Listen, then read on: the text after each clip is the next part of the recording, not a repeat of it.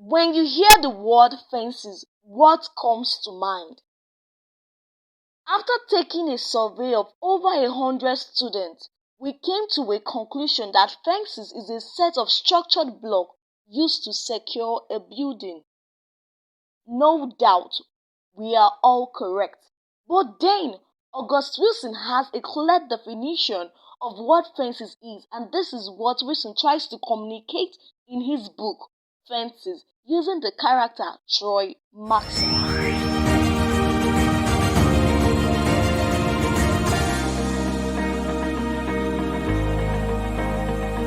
Now to the protagonist of the play, Troy Maxson, a 53-year-old hard-working African-American who, as at of the beginning of the play, started out as a garbage man for a sanitation department. We see him complaining bitterly to his best friend, Bono, of the racism practiced in the land or country, how a black man cannot get a good job for himself rather than just being a garbage man. The way he expresses his disgust for this racism is so clear that one would see that he desires for more in his life. Along the line, his friend Bono asks him of his mistress, Albertia.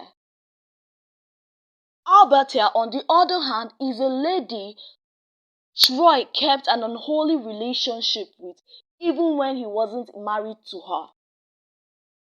At this point, after Troy finished answering Bono of Albertia's well-being, Bono advises him as a good friend to be warned and to be very sure he knows what he was up to. And while the conversation was still going on, we see Bono pointing out to Troy if he has finally raised the fence his wife, Rose, asked him to build for her. Lest you are wondering why Bono keeps asking Troy about his personal life, this story reveals to us that Bono has been Troy's friend right from when he was in prison. So they both must have grown intimacy along the line to be able to share important details among themselves. Again, Bono quickly pointed out that he doesn't know why Rose wants the fence, that he should quickly build her a fence. Probably she needs fence to keep her family and her loved ones together. But Troy simply responded that him and his child, Cory, are working on it. It was at this point that Bono realized that Troy was using a very hard wood to work on the fence.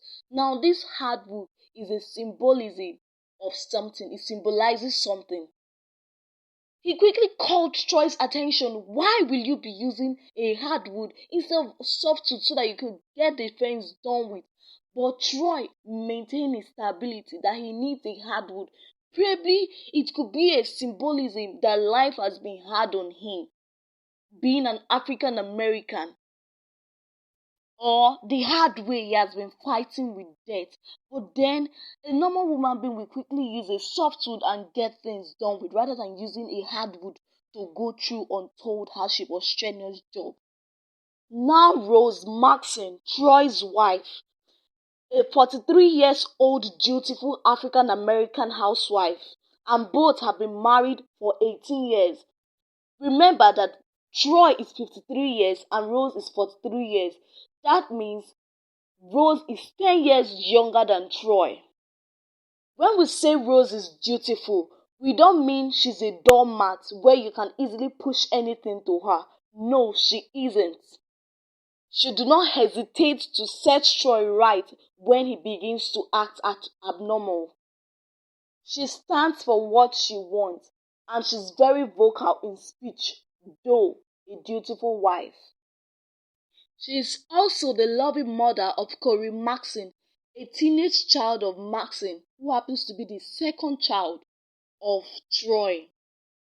Cory is so respectful that he loves his mother so much and wanted to do everything to make her proud. But we could see his constant conflict with his father, Troy, over playing baseball, his love and passion for football, but his father wouldn't allow him. Because of this very act, he developed a strong hatred for his father. To him, he feels his father is jealous of him since he wanted to achieve things that his father never achieved. But to his father, Troy, he felt he was protecting his son from the heartbreak the white man has subjected black Americans to. This is because Troy was also a victim of this big dream, where you dream of being the best in a particular field, but then all your achievements are not being recognized.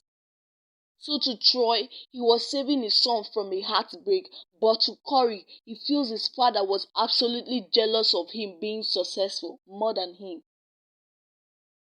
At this point, I think it's reasonable enough for us to mention Lion Maxson, a 34 years old man who happens to be the first child of Troy Maxson. Lion's mother is said to have been Troy's love, but as of the time Lion was giving birth to, Troy was serving prison sentence. So all through Lion's upbringing, Troy the father was absent. All through Lion's upbringing, he took solace in playing jazz music, which Troy found very foolish and disgusting. To Troy, jazz music is like speaking Chinese. He wasn't even encouraging the boy Lion. In fact, the place of fatherhood over Lion was not spoken of. Now to the highlight of the play. We see at this point Gabriel, Troy's only brother, being sent to the hospital as a result of him being mentally deranged due to the war he went to fight years back. He affected his memory. Roy is signing him to the hospital in order for him to get a percentage from the money the government will pay for his well-being. Also, at this point, Troy's mistress, Troy's concubine, Albertia, is heavily pregnant, bringing Troy's secret for long into the open. This sours his marriage badly as Rose stops talking to her husband Troy even if they stayed in the same house. On the other hand, his child Cory got so disappointed at his father that he left the house for good. This was the peak of events for Troy being the protagonist of this play. At this point, we also found out that Alberta, his mistress, died while giving birth to her baby. Troy had no other chance but to bring baby Raynell home and pleading with his wife Rose to please help him raise the child and mother the child. Rose, being a mother at heart, accepted to the deal by Troy not because Troy asked her to, but because she couldn't watch a beautiful baby die because of the mom's death. Even if we see that Troy has been promoted as a truck driver in the sanitation department where he works, it doesn't still sit well because he has torn his family apart. 7 years after baby Ranel's birth, it's the preparation of Troy's funeral. Troy died as a result of heart attack while he was trying to play with a baseball bat. So while the preparation of Troy's funeral was going on, guess who showed up? His son Cory. After leaving the house for 8 years old, he comes back looking renewed, fresh, and now full into manhood. Bono was present as well as Lion, both looking very tattered. But they were extremely happy and excited to see Cory, and they deemed it fit a good idea to have left home to get better. Though Troy rigidly refused to attend his father's funeral, saying that he loved just his mother, but Rose was able to talk him into paying the last respect to his father's body. We see Cory trying to get rid of anything that looks like Troy in his house. But in Rose's words, she tells him, "You are growing into yourself, but yet you are looking like your dad." In her words, she said, "Your daddy wanted you to be everything he wasn't, and at the same time, he tried to make you into everything he was." Saying this to Cory, she's trying to explain that if he keeps being like that, he's actually becoming his father. So, with these few words of his mom, which he loved so much, he had no option but to accept to attend his father's funeral, taking baby Renel as his younger sister. And all this took place in 1965.